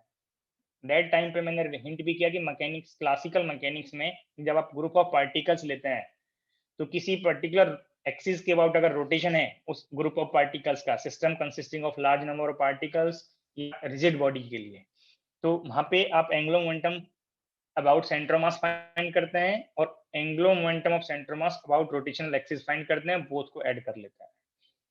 तो अगर उस पॉइंट को रिकॉल करें तो angular momentum about centre of मास कब हम फाइंड करेंगे? जब रोटेशन अबाउट सेंटर ऑफ मास हम कंसीडर कर रहे हैं और एक आउटसाइड में कोई रोटेशनल एक्सिस है, उसके अबाउट आप होल बॉडी का रोटेशन ले रहे हैं। तो जब भी हम रोटेशन मोशन लेंगे तो rotation motion two different way में हो सकता है। प्योरली ऑर्बिटल मोशन हो सकता है जिसमें कोई भी ऑब्जेक्ट, पॉइंट पार्टिकल हो चाहे ग्रुप ऑफ पार्टिकल हो, रिजिड बॉडी हो, वो किसी पर्टिकुलर रोटेशनल एक्सिस के अबाउट रोटेशन करे, उसको बोलते हैं ऑर्बिटल मोशन। अब ऐसा हो सकता है कि कोई बॉडी अपने सेंटर मास एक्सिस के अबाउट रोटेशन करने लगे, that is not orbital motion, this is spin motion. आप स्पिन वर्ड बुक में जब आप क्वांटम मैकेनिक्स का कोई बुक पढ़े होंगे पीजी लेवल पे, यूजी लेवल पे, तो एक वर्ड आपने सुना होगा कि there is no classical analog. Spin is purely quantum mechanical phenomena, there is no classical analog. But उससे पहले या उसके बाद जब आपने कोई मैकेनिक्स का बुक पढ़ा होगा, क्लासिकल मैकेनिक्स का बुक पढ़ा होगा, तो स्पिन वर्ड आपने मैक्रोस्कोपिक ऑब्जेक्ट के लिए भी यूज किया होगा। तो बोथ स्टेटमेंट कंट्राडिक्टरी लगता है। जो मैं पॉइंट हिंट किया वो रिलेट कर पा रहे हैं या नहीं? Yes sir, yes sir. Spin motion आप लोगों ने मैक्रोस्कोपिक ऑब्जेक्ट के लिए भी यूज किया होगा, बट जो क्वांटम मैकेनिक्स में आप स्पिन वर्ड यूज करते हैं और जो मैक्रोस्कोपिक ऑब्जेक्ट के लिए स्पिन वर्ड यूज करते हैं, उसमें सिमिलरिटी भी है और डिफरेंस भी है। और एक जो डिफरेंस है, मेन डिफरेंस, उसकी वजह से क्वांटम मैकेनिक्स में जो आप स्पिन पढ़ते हैं उसका कोई क्लासिकल एनालॉजी नहीं है। हम मोशन का तो एनालॉजी करते हैं, स्पिन मोशन का। Spin motion means motion, rotation motion है about centre of mass axis, और वो मैक्रोस्कोपिक ऑब्जेक्ट में भी हो सकता है और माइक्रोस्कोपिक ऑब्जेक्ट में भी हो सकता है। बट जैसे ही आप सेंटर मास एक्सिस से अगर हम मैक्रोस्कोपिक ऑब्जेक्ट ले रहे हैं, ये कोई मैक्रोस्कोपिक ऑब्जेक्ट हमने कंसीडर किया और उसका ये सेंटर मास एक्सिस है, ये सेंटर मास एक्सिस है, और इससे लार्ज मोर सम नॉन जीरो डिस्टेंस पे मास डिस्ट्रीब्यूशन ले रहे हैं। ये कोई मैंने स्फीयर ले लिया और स्फीयर का रेडियस r है, और जीरो से लेके कैपिटल R रेडियस के बीच में डिफरेंट आप रेडियस के स्फीयर्स एज्यूम कर सकते हैं जहां पे मास डिस्ट्रीब्यूशन है। ये रिंग नहीं है, स्फीयर मैंने कंसीडर किया है, तो इसका नॉन जीरो रेडियस पे मास डिस्ट्रीब्यूशन है, और सेंटर ऑफ एक्सिस के अबाउट अब इसका एंगुलर मोमेंटम फाइंड करेंगे तो वो नॉन जीरो आएगा, जो आप क्लासिकल मैकेनिक्स में कैलकुलेट भी करते हैं। बट अगर यही आप पॉइंट पार्टिकल के लिए चेक करने लगे, यही अप्रोच से आप पॉइंट पार्टिकल के लिए एंगुलर मोमेंटम फाइंड करने लगे, तो ये रेडियस जीरो होने से आप r क्रॉस भी अगर फाइंड करते तो वो जीरो बन जाता है। r जीरो होने से r क्रॉस भी जब फाइंड करेंगे तो angular momentum about centre mass axis zero बन जाता है पॉइंट पार्टिकल के लिए, अगर हम क्लासिकल अप्रोच अप्लाई करने लगे। But quantum mechanical point particle के लिए spin non zero experimentally verify हुआ है। स्पिन के एग्जिस्टेंस के बहुत सारे फिनोमिना है क्वांटम मैकेनिक्स में, जिसमें ये डेफिनेशन मोशन का तो एनालॉजी है कि अगर एंगुलर मोमेंटम एसोसिएट हो रहा है तो लाइक रोटेशन मोशन हो सकता है, बट वो जैसे क्लासिकल मैकेनिक्स में हम मैक्रोस्कोपिक ऑब्जेक्ट के लिए थिंक करते हैं वो पार्ट नहीं है। यहाँ पे एनालॉग, यहाँ पे मोशन के लिए जब आप कंपेरिजन करेंगे तो स्पिन वर्ड को आप ये थिंक कर सकते हैं, spin means rotation about centre mass axis, rotation about centre mass axis. ये जस्ट आप कंपेरिजन कर लेंगे, ये सिमिलरिटी लेके चलेंगे, चाहे वो मैक्रोस्कोपिक ऑब्जेक्ट के लिए हो चाहे आप माइक्रोस्कोपिक ऑब्जेक्ट के लिए हो। बट जब आप स्पिन एंगुलर मोमेंटम कैलकुलेट करेंगे उसका कोई एनालॉजी नहीं है। जैसे आप r क्रॉस p l के लिए डिफाइन कर रहे थे, उसी पार्ट से आप क्लासिकल मैकेनिक्स में angular momentum about centre mass axis find करते हैं मैक्रोस्कोपिक ऑब्जेक्ट के लिए, तो स्पिन के लिए ये डेफिनेशन वैलिड नहीं है। इसीलिए आप बुक में वर्ड यूज करते हैं there is no classical analogy of spin, ये डेफिनेशन यहाँ पे एप्लीकेबल नहीं है। अगर ये डेफिनेशन एप्लीकेबल होता तो किसी भी पॉइंट पार्टिकल का स्पिन एंगुलर मोमेंटम जीरो आता सियरली। तो स्पिन मोशन को तो आप रिलेट कर सकते हैं, जैसे आप अर्थ का मोशन लेते हैं अबाउट सन, वो ऑर्बिटल मोशन है जो आपने ऑर्बिटल एंगुलर मोमेंटम के लिए पढ़ लिया। बट अर्थ का एक मोशन और रोटेशन मोशन और आप पढ़ते हैं rotation about its centre mass axis, जिसको हम स्पिन वर्ड यूज कर लेते हैं। अर्थ के लिए भी आपने स्पिन वर्ड यूज किया होगा, ये पॉइंट रिलेट हो रहा होगा सभी को। अर्थ टू टाइप का रोटेशन करता है, orbital motion about around the sun और rotation about its centre mass axis. तो जब rotation about its centre mass axis लेते हैं तब वर्ड आपने यूज किया होगा spin motion of the earth. Yes, sir. Yes, sir.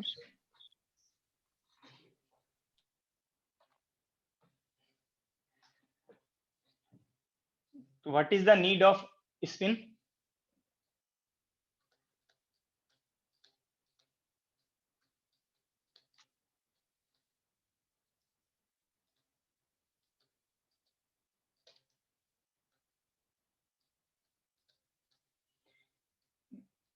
Various phenomena है जो आप विदाउट स्पिन एक्सप्लेन नहीं कर सकते हैं। एक आप स्पेक्ट्रोस्कोपी में पढ़ते हैं फाइन स्पेक्ट्रा या fine structure of spectral lines.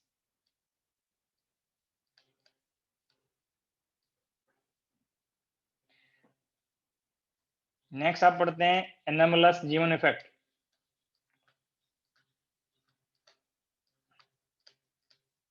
वो भी डिफरेंट फिनोमेना है जो विदाउट स्पिन आप एक्सप्लेन नहीं कर सकते।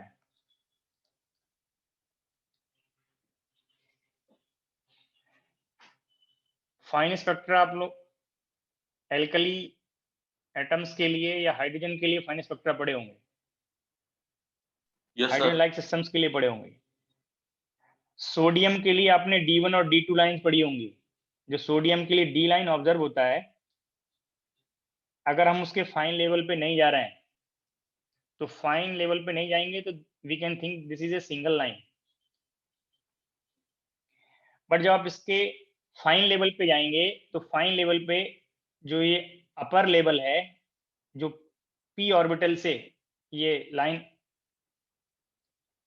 स्टार्ट हो रहा है और इस s ऑर्बिटल में ये टर्मिनेट हो रहा है, तो अगर आप इसमें इंक्लूड नहीं करते हैं तो p ऑर्बिटल में एंगुलर मोमेंटम की वैल्यू 1 होती है और s ऑर्बिटल के लिए 0 होती है। तो अगर स्पिन नहीं होगा तो यहाँ पे j रिजल्टेंट j आप फाइंड करते हैं जो आप कपलिंग के लिए यूज करते हैं। तो इस एनर्जी का जो मैंने सिंगल लेवल यहाँ पे शो किए हैं ये सिंगल लेवल होते हैं, बट जैसे ही आप L और S को इंक्लूड करेंगे तो L प्लस S मैग्नीट्यूड से L माइनस S मैग्नीट्यूड तक with difference of unity values lie करेंगे। और आप स्पेक्ट्रोस्कोपी में ये कंफर्म कर लिए होंगे कि हायर J की लेवल की एनर्जी अगर कंपेयर करें तो वो हाई होती है लोअर J वाले लेवल से। तो L आपने 1 लिया और अगर अभी कंफर्म नहीं हुआ कि इलेक्ट्रॉन का स्पिन हाफ है, जस्ट ये मैं थिंक कर रहा हूँ कि अगर स्पिन को यहाँ पे 0 कर लेते, इंक्लूड नहीं करते, तो p ऑर्बिटल के लिए J की एक सिंगल वैल्यू आती, और जब सिंगल वैल्यू होती तो ये एनर्जी की भी यहाँ पे सिंगल वैल्यू होती, और इस सिंगल एनर्जी से जब ये ट्रांजिशन लाइन रिप्रेजेंट करते तो फाइन लेवल पे भी आपको ये सिंगल शो होता। तो फाइन स्पेक्ट्रा पढ़ने का कोई बेनिफिट नहीं हुआ। बिफोर फाइन स्पेक्ट्रा भी ये सिंगल लाइन था, फाइन लेवल पे गए तब भी ये सिंगल लाइन ऑब्जर्व होता, बट जैसे ही आपने स्पिन इंक्लूड किया तो ये J की वैल्यूज आपको यहाँ पे 2 वैल्यूज ऑब्जर्व होंगी, 1 प्लस हाफ से 1 minus half with difference of unity. तो 2 वैल्यूज मिली 3/2 और 1/2। 3/2 से 1 डिफरेंस किया तो हाफ, 2 ही वैल्यूज आपके अलाउड होंगी, तो एक J की 3/2 से और एक हाफ से। तो ये फाइन लेवल पे this is the group of 2 lines. और आप लोग ये D1 D2 लाइन की वेवलेंथ 12th लेवल पे, ग्रेजुएशन लेवल पे पढ़े होंगे, ऑप्टिक्स में भी पढ़े होंगे ये पार्ट। तो फाइन लेवल पे this D line of sodium is consisting of 2 lines. One arises from J 3/2 and another arises from J half.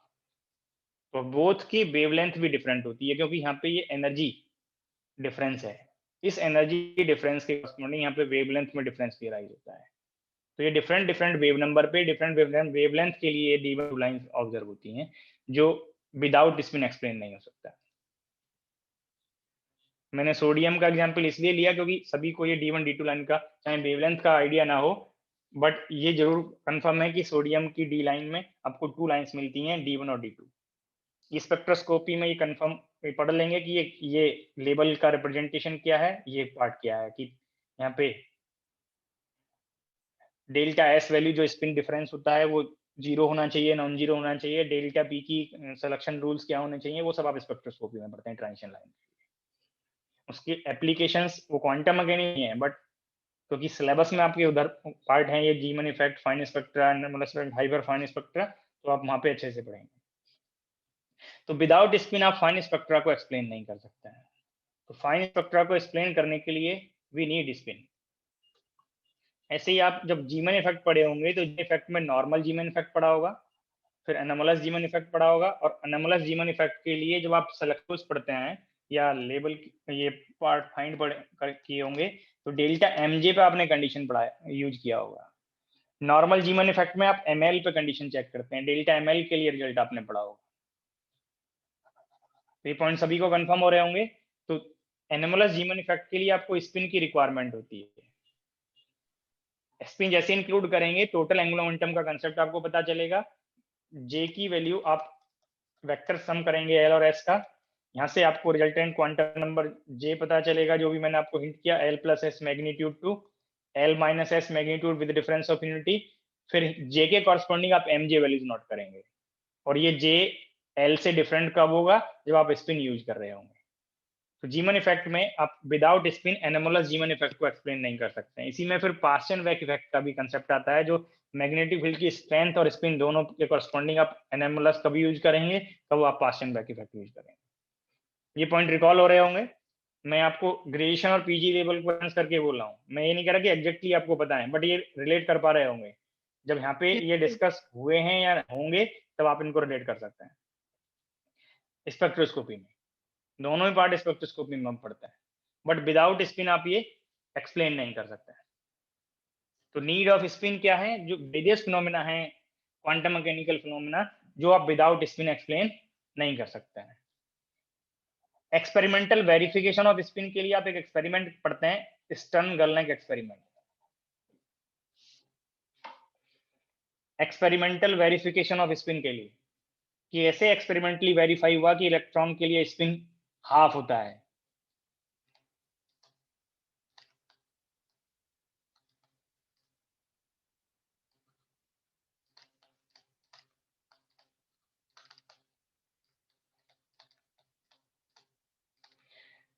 तो एक्सपेरिमेंटल वेरिफिकेशन ऑफ स्पिन में आप स्टर्न-गर्लैक एक्सपेरिमेंट पढ़ते हैं।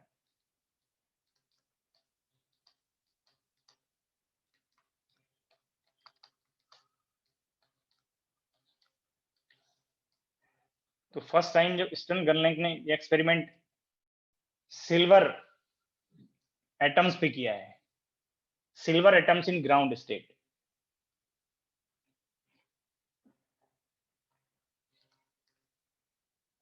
A neutral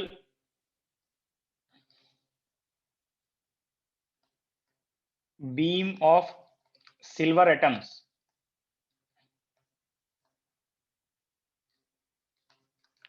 in ground state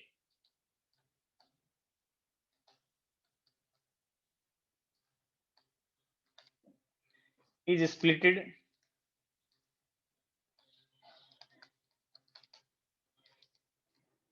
into two beams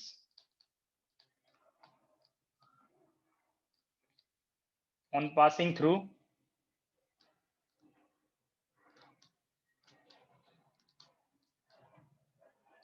inhomogeneous magnetic field.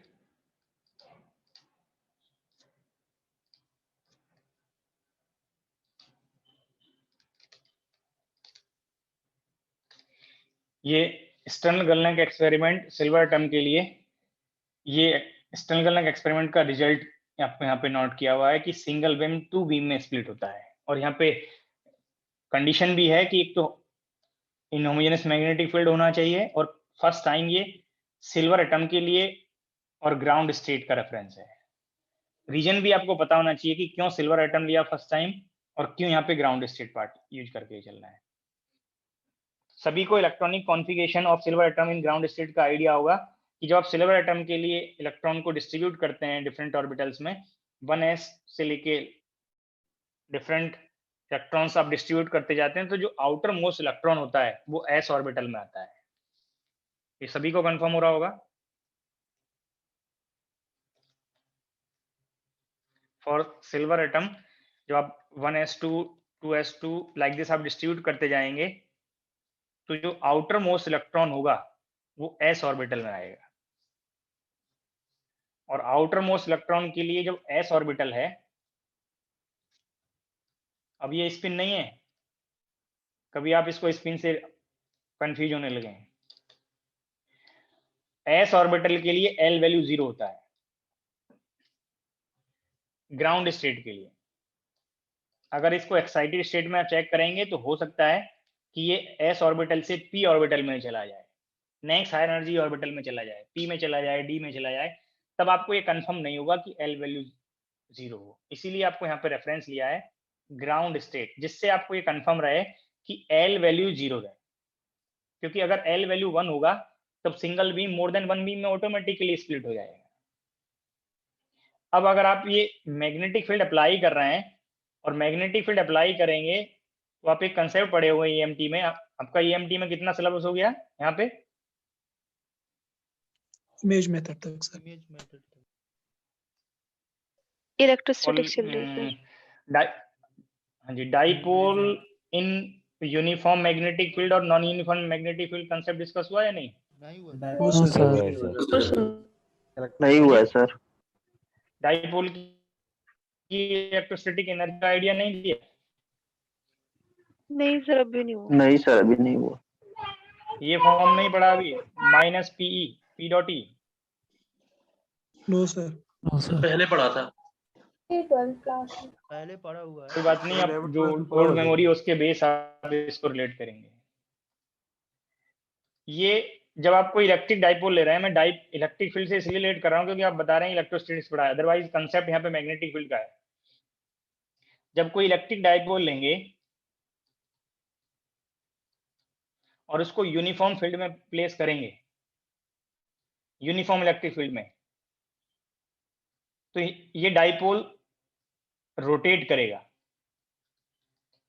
Uniform field में सिर्फ ये rotate करेगा, तो यहाँ पे टॉर्क आएगा, जो टॉर्क को आप R cross F all branch में यूज करते हैं, और यहाँ पे ये डाइपोल मूवमेंट पी के करस्पॉन्डिंग पी क्रॉस ई बन जाता है। तो सिर्फ यहाँ पे रोटेशन आता है, रोटेशन से आपको ये इलेक्ट्रोस्टैटिक एनर्जी का कंसेप्ट माइनस पी डॉट ई पढ़ लेता है। अगर यूनिफॉर्म है तो ओनली ये पार्ट होगा। अगर फील्ड नॉन यूनिफॉर्म है और इस मिड पॉइंट के अबाउट रोटेशन ले रहे हैं, तब भी सेम एक्सप्रेशन बनेगा। अगर फील्ड नॉन यूनिफॉर्म है, ये स्टेटमेंट में जो वर्ड में बोला उनको क्लियर करते जाएंगे।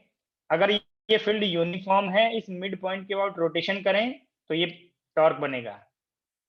अगर फील्ड नॉन यूनिफॉर्म है, इस मिड पॉइंट के अबाउट ये टॉर्क फाइंड करेंगे, तब भी पी क्रॉस ही आएगा।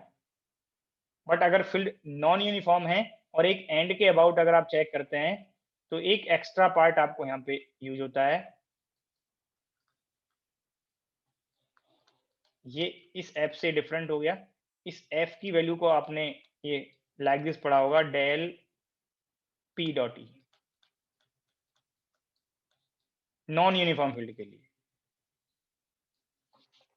ये पॉइंट रिलेट कर पा रहे हैं? Yes yes sir. Sir. Yes sir. तो इससे डिफ्लेक्शन होता है। ऐसे ही जब आप नॉन यूनिफॉर्म मैग्नेटिक फील्ड का कंसेप्ट लेंगे और यूनिफॉर्म मैग्नेटिक कंसेप्ट लेंगे, तो जो ये सिल्वर एटम है, each silver atom behave like a magnetic dipole. In initial beam each silver atom behave like a magnetic dipole. और जब किसी मैग्नेटिक डाइपोल को यूनिफॉर्म मैग्नेटिक फील्ड में प्लेस करेंगे, तो वो डाइपोल रोटेट होंगे सिर्फ। बट जब आप नॉन यूनिफॉर्म मैग्नेटिक फील्ड में आप उनको प्लेस करेंगे, तो वो रोटेट भी होंगे और डिफ्लेक्ट भी होंगे। ये डिफ्लेक्शन के कॉरस्पॉन्डिंग जो फोर्स है, अगर हम इस इलेक्ट्रिक फील्ड को मैग्नेटिक फील्ड से रिप्लेस कर दें, non uniform magnetic field apply कर दें, तो यहाँ पे एक डिफ्लेक्टिंग फोर्स लगेगा F। अगर हम EMT में ये डिफ्लेक्शन फोर्स लेते, तो डेल म्यू मैग्नेटिक मूवमेंट से आया और मैग्नेटिक फील्ड ले रहे हैं, तो ये डिफ्लेक्टिंग फोर्स हमें चाहिए बीम को सेपरेट करने के लिए, कि सम एटम्स किसी एक पर्टिकुलर डायरेक्शन में जाएं और रिमेनिंग एटम्स अनदर डायरेक्शन में जाएं। अगर ऑल एटम्स सेम डायरेक्शन में जाएंगे तो फिर से वो सिंगल बीम ही बनेगा। बट यहाँ पे स्प्लिट हो रहा है, तो स्प्लिट होने का रीजन इनहोमोजेनियस मैग्नेटिक फील्ड में आपको कंफर्म हो गया कि सपोज इस एक सिंगल बीम में, इनिशियल बीम में अगर 100 पार्टिकल्स हैं, तो इन 100 पार्टिकल्स से some particles these two beam में से किसी एक बीम में होंगे और रिमेनिंग पार्टिकल्स अनदर बीम में होंगे, और बोथ बीम डिफरेंट डायरेक्शन में जाएगा। ये बीम सेपरेट होंगे तभी आपको 2 बीम में ऑब्जर्व होंगे, और सेपरेट करने के लिए आपको ये डिफ्लेक्शन फोर्स वहां पे प्रेजेंट होना चाहिए। तो इन होमोजेनियस मैग्नेटिक फील्ड यहाँ पे इंक्लूड करने का रीजन क्या है, वो आपको मैंने हिंट कर दिया है। होमोजेनियस में डिफ्लेक्शन नहीं होगा, सिर्फ रोटेशन होता है। अपने एक पॉइंट के अबाउट वो रोटेट होते जाते हैं, बट जाते सेम डायरेक्शन में। तो सिंगल बीम फिर से आपको सिंगल बीम में ही ऑब्जर्व होता है। ग्राउंड स्ट्रेट होने से आपको यहाँ पे ये L 0 होने से मैग्नेटिक मूवमेंट 0 बन गया। अभी आपको विदाउट स्पिन जो मैंने कंसेप्ट डिस्कस किया था, मैग्नेटिक मूवमेंट में सिर्फ ऑर्बिटल का कंडीशन आएगा, और L इंटू L+1 से L वेक्टर का लेंथ 0 होने से ये टर्म 0 बनेगा, और 0 होने से जो आपका यहाँ पे फोर्स है वो 0 बन गया। तो विदाउट स्पिन सिंगल बीम आपने इंसिडेंट किया, और इनहोमोजेनियस मैग्नेटिक फील्ड से जब पास होगा तो फिर से सिंगल बीम मिलेगा। इट मींस अगर आप L = 0 ले रहे हैं तो आपको बीम में स्प्लिटिंग नहीं हुआ, बट एक्सपेरिमेंटल ऑब्जर्वेशन क्या है कि सिंगल बीम 2 बीम में स्प्लिट होता है। अब ऐसा हो सकता है कि ये हम मिस्टेक कर रहे हों कि सिल्वर एटम हमने इनिशियली तो ग्राउंड स्टेट में कंसीडर किया, बट कहीं से उसको बीम से इंटरेक्शन होके, किसी वे में इंटरेक्शन होके वो हायर स्टेट में चला जाए, एस ऑर्बिटल से पी ऑर्बिटल में चला जाए। अगर एक्साइटेड लेवल लें, यहाँ पे एक्साइटेड स्टेट लें सिल्वर एटम के लिए, तो ये सिल्वर एटम एक्साइटेड स्टेट में पी ऑर्बिटल में हो सकता है, डी ऑर्बिटल में हो सकता है, और जैसे ही ये ऑर्बिटल चेंज करेंगे, सम कॉन्फ़िगरेशंस मैंने शो कर दिए, तो ये एल वैल्यू पी ऑर्बिटल के लिए 1 बनेगा और डी ऑर्बिटल के लिए 2 बनेगा। और जैसे ही आप यहाँ पे मैग्नेटिक मोमेंट का मैग्नेटिक फील्ड से कितने ओरिएंटेशन होंगे वो डिपेंड करेगा एमएल वैल्यू पे, यहाँ पे जब तक हम इसमें इंक्लूड नहीं कर रहे हैं। तो एमएल की यहाँ पे 3 वैल्यूज होंगी, 2l+1, और यहाँ पे 5 वैल्यूज होंगी। तो मैग्नेटिक फील्ड से यहाँ पे 3 पॉसिबिलिटीज में डिफ्लेक्शन मिलेगा और यहाँ पे 5 डायरेक्शन में डिफ्लेक्शन मिलेगा। तो जो नंबर ऑफ बीम होते, अगर हम एक्साइटेड स्टेट कंसीडर कर लेते, तो यहाँ पे 3 बीम में स्प्लिट होना चाहिए और यहाँ पे 5 बीम में स्प्लिट होना चाहिए, या तो 1 होना चाहिए था, या 3 होना चाहिए था, या 5। इट मीन्स जो नंबर ऑफ बीम्स आते without spin, number of beams without spin, जो हम 2l+1 से फाइंड करें। 2l+1 से क्यों ले रहे हैं कि यहाँ पे जो डिफ्लेक्टिंग फोर्स था डेल म्यू डॉट बी, जो इस आगे अभी जब स्पिन का कंसेप्ट लेंगे तो ये म्यू डॉट डेल बी में कन्वर्ट हो जाएगा। मैग्नेटिक मोमेंट और मैग्नेटिक फील्ड के बीच जितने भी पॉसिबिलिटीज होंगी उतने ही डायरेक्शन में फोर्स लगेगा, और फोर्स लगेगा उतने ही बीम्स आपको मिल जाएंगे। तो ये ऑलवेज ऑड आना चाहिए विदाउट स्पिन। जबकि एक्सपेरिमेंटल ऑब्जर्वेशंस क्या कहते हैं कि ये 2 बीम में स्प्लिट होता है, तो विदाउट स्पिन ये एक्सप्लेन नहीं हो सकता। अब अगर स्पिन हम इंक्लूड कर लें, number of beams including spin,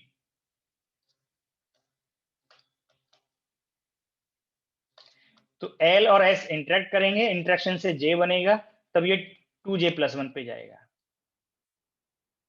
अब 2j+1 वैल्यू क्वेश्चन के अकॉर्डिंग, यहाँ पे जो स्टेटमेंट मैंने नोट कराया है उसके अकॉर्डिंग कुछ भी हो सकता है, बट यहाँ पे आप चेक करिए विदाउट स्पिन तो ये वेरीफाई नहीं हुआ, बट जैसे ही आपने नंबर ऑफ बीम्स स्पिन को इंक्लूड करते हुए लेते हैं और ये 2 कर लें, तो आपको जे वैल्यू आपको कंफर्म हो गया, जे वैल्यू बनेगा यहाँ पे half.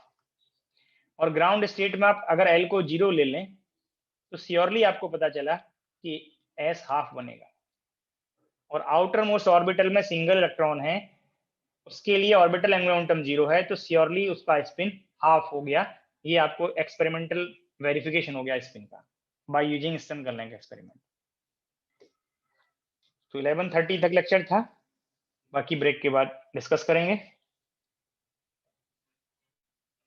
Sir first slide sir एक सर मेरा एक बेसिक क्वेश्चन है यहाँ पे। सर हाँ जी। सर सुन पा रहे हैं मेरा? सुन पा रहा हूँ। स्लाइड कर देना। हाँ सर सर सभी स्लाइड दिखा दो एक बार। हाँ एक मिनट। अभिषेक बोलते रहिए। हाँ सर स्टर्न-गल्च एक्सपेरिमेंट के लिए जो हम बीम ऑफ मतलब सिल्वर एटम है वो कैसे इसको जनरेट करेंगे, मतलब ओवन से था ओके थर्मोनिक इमिशन समथिंग करेंगे।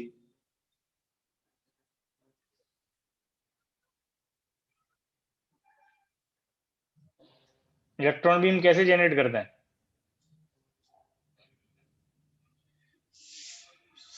सर ये वेपराइज सर मटेरियल की बीम रहती है ना, वेपराइज सिल्वर रहता है ना सर इसमें। उससे फिर ये ग्राउंड स्टेट वाला कंसेप्ट वायलेट नहीं होता सर, ओवन से ही करते हैं सर। अगर आप किसी सिस्टम को हीट प्रोवाइड करेंगे तो आप कैसे कह सकते हैं कि उस मटेरियल के ऑल एटम्स ग्राउंड स्टेट में ही रहेंगे? सर सिल्वर एक्चुअली बहुत ही हैवी मेटल होता है, और सर उसमें सर ये भी रहता है कि सर हीट में सर अगर हम उसको कन्वर्ट करें एनर्जी में, तो इलेक्ट्रॉन्स के ट्रांजिशन के लिए जो एनर्जी चाहिए हायर स्टेट में, वो हीट से सर मतलब प्रोवाइड हो नहीं पाती, उसके लिए बहुत हैवी टेम्परेचर चाहिए रहता है। तो majority of the atom sir उसके ग्राउंड स्टेट में ही रहते हैं।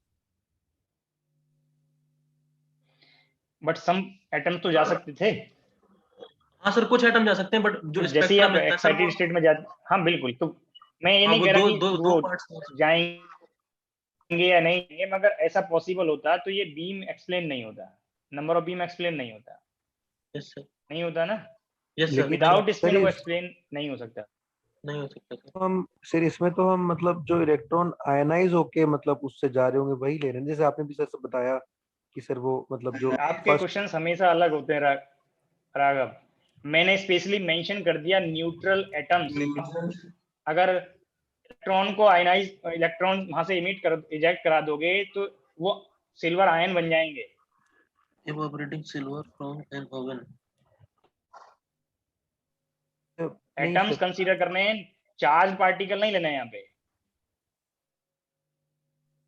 मैंने एटम के लिए हिंट किया है, एटम के आउटर मोस्ट ऑर्बिटल में सिंगल इलेक्ट्रॉन होने से जब आप उसके कंप्लीटली फिल्ड ऑर्बिटल्स हैं उनका, जब आप angular orbital angular momentum find करेंगे, स्पिन एंगुलर मोमेंटम फाइंड करेंगे, वो जीरो हो जाएंगे।